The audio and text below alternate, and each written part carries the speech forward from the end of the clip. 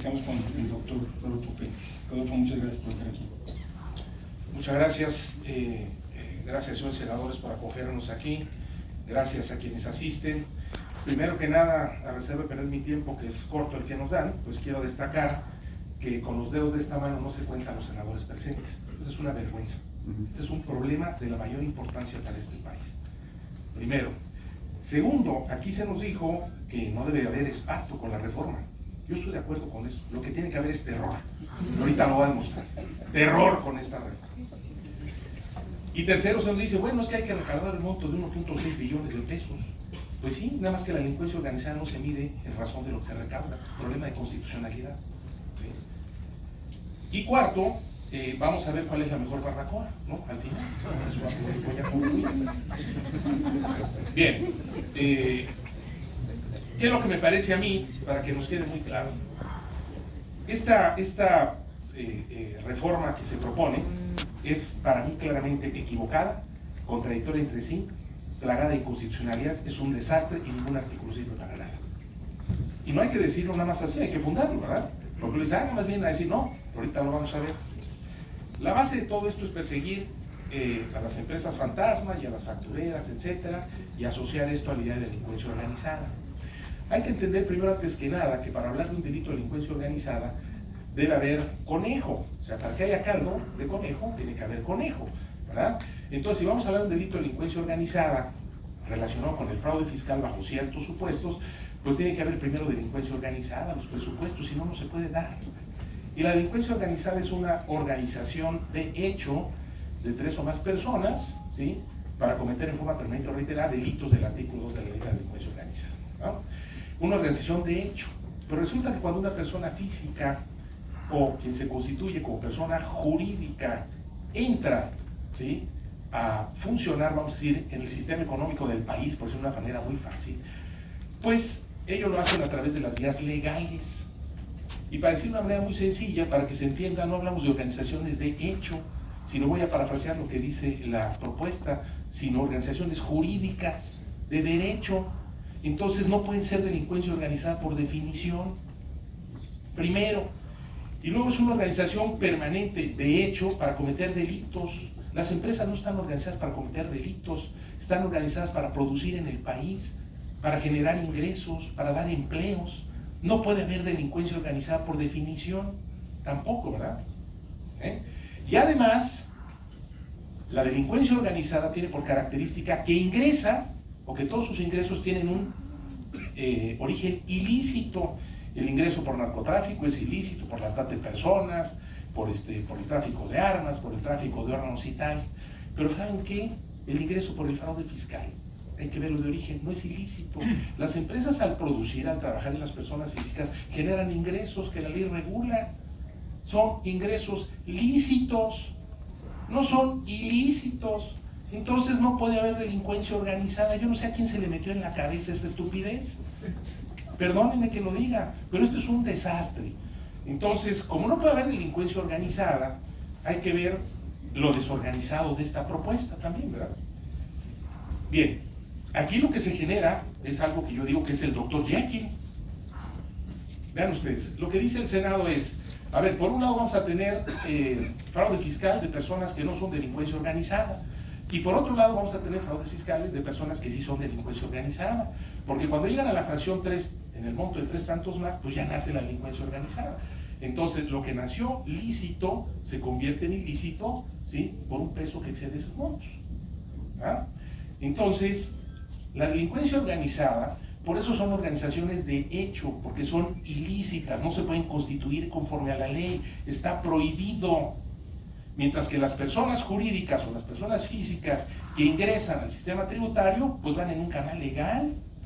Entonces se constituyen de manera lícita y no se puede que pasando un peso en este monto que digan, pues ya por una declaratoria de la ley se diga que ya no es lícita, sino que ahora es ilícita porque es delincuencia organizada.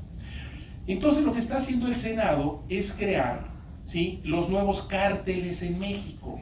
El cártel de las empresas mexicanas, el cártel de los bancos, el cártel de las industrias, el cártel de las asociaciones, por declaratoria de la ley. Es delicadísimo el cártel de los bancos y también viene para los extranjeros. Entonces es el país ya de los cárteles, porque la ley dice que a partir de ese monto ya eres delincuente organizado.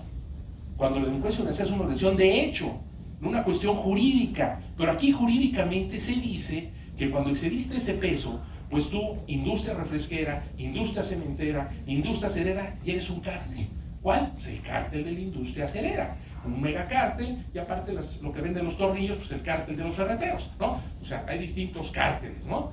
Entonces, esto se está declarando por ley. Yo no sé por qué no lo han visto. Problema de constitucionalidad severísimo, gravísimo.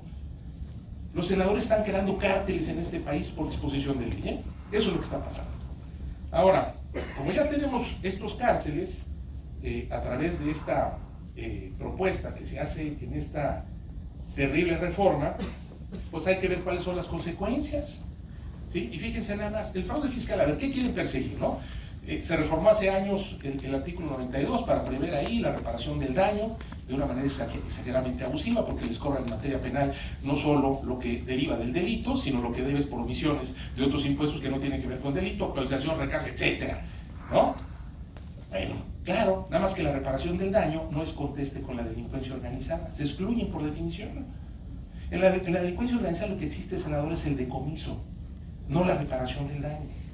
Usted no va a generar reparación del daño al cártel de Jalisco, no, le va a decomisar los bienes, pero no van a la reparación del daño, porque como no son, vamos a decirlo, entidades que ingresan al sistema mexicano legalmente, no tienen personalidad jurídica, hombre, tienen un fin ilícito, ustedes no pueden pedirles la reparación del daño porque será tanto como reconocerles una calidad lícita en el sistema mexicano.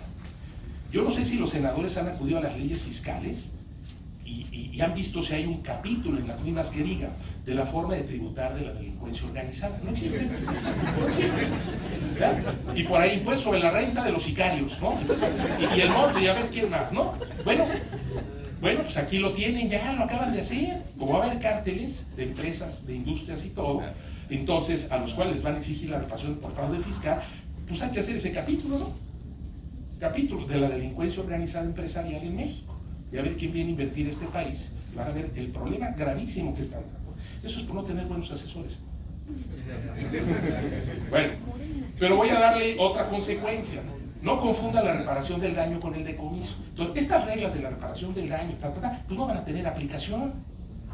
Y luego dicen, pues es que están las salidas alternas, pues ya dijimos que no van a proceder, pues fíjense que van a proceder al revés.